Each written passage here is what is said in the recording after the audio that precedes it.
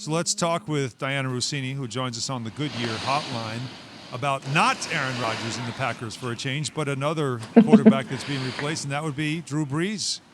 And the Saints in their first year without him for a long time, and it's Jameis Winston, Taysom Hill, and what's happening between those two. Should we assume it's Jameis Winston as QB1, Diana? Well, first of all, Alan, can you just stay with me all day long as I go through the ESPN car wash of shows today? The fact that you don't want to talk about Aaron Rodgers as our first topic, I applaud you. It's why I enjoy working with you.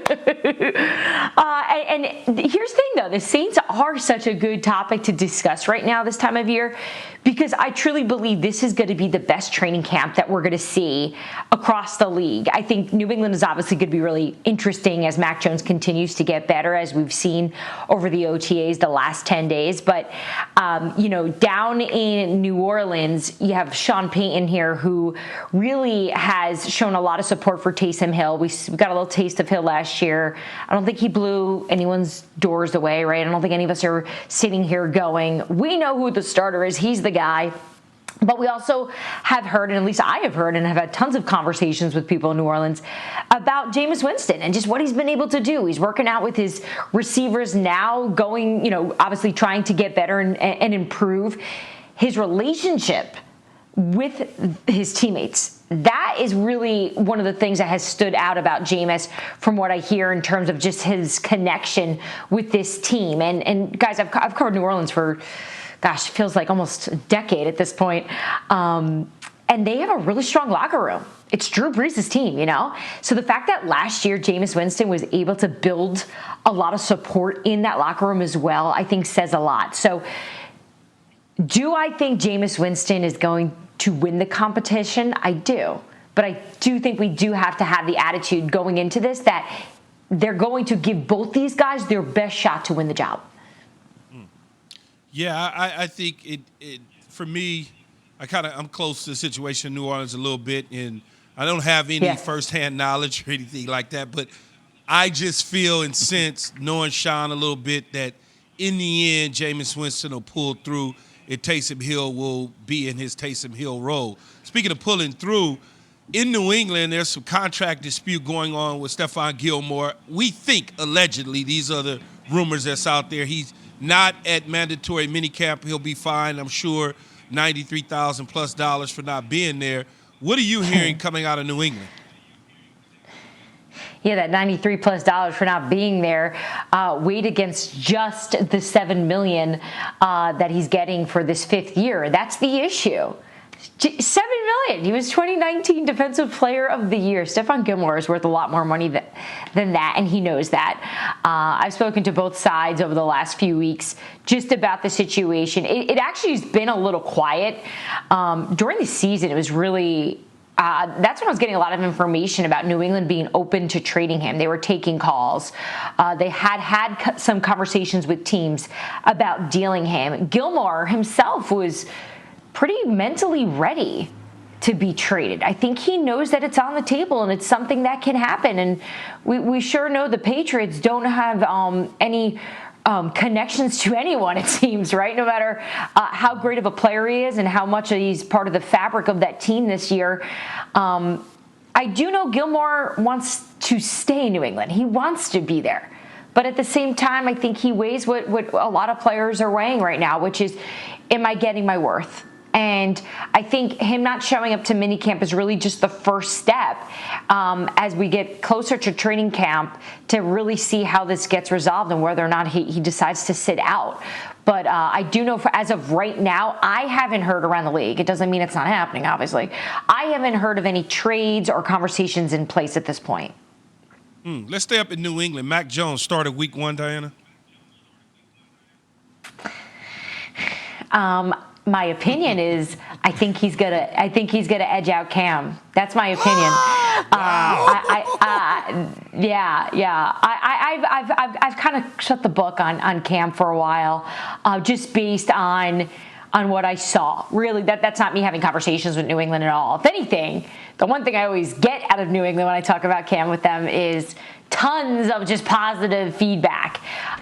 They're really delicate with him when it comes to just, if you just listen to the press conferences, you don't even need to have private conversations.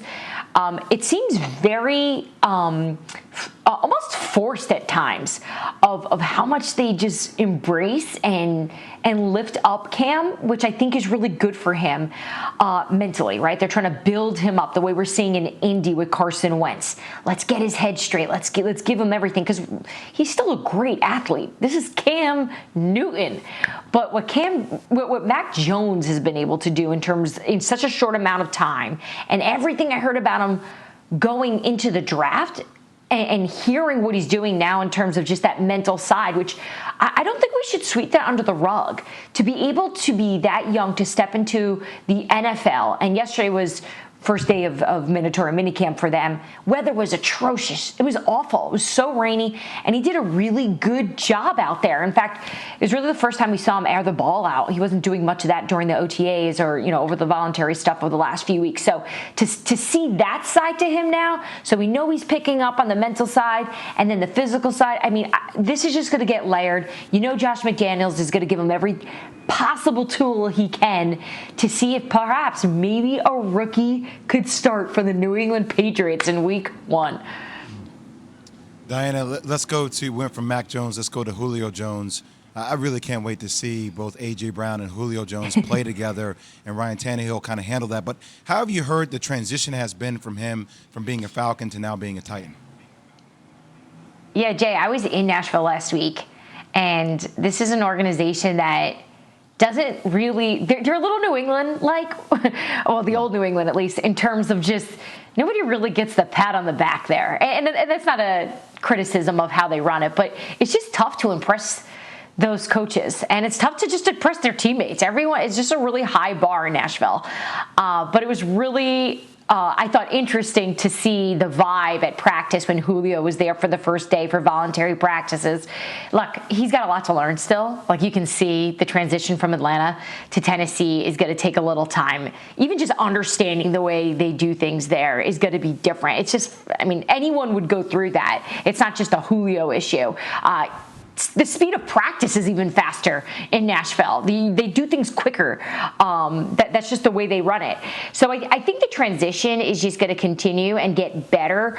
But in terms of what he's done to show the team, to show the players, the staff, even the fans there, that maybe we're going to get the best version of Julio this season compared to some obviously duller moments that we saw in Atlanta. We know he dealt with injuries, so sometimes it is hard to evaluate him, but we also know what he can do, and I think the Tennessee Titans do too. This offense knows, Ryan Tannehill knows it. So in terms of a marriage at this point, yes, it's the honeymoon phase, always the best part, but it just seems like communication's going really well and transition's going well. Diana, I kept my promise. No Aaron Rodgers questions, but I can't keep that promise the next time you're on. But thank you for today. Appreciate it. Jay. Come on, Al. Help me out. I can't do it anymore. Do you have anything? I mean, you gave us a hot take on Mac Jones. Hey, Diana, we can't let you get out of here without saying, Jay, you've been in love.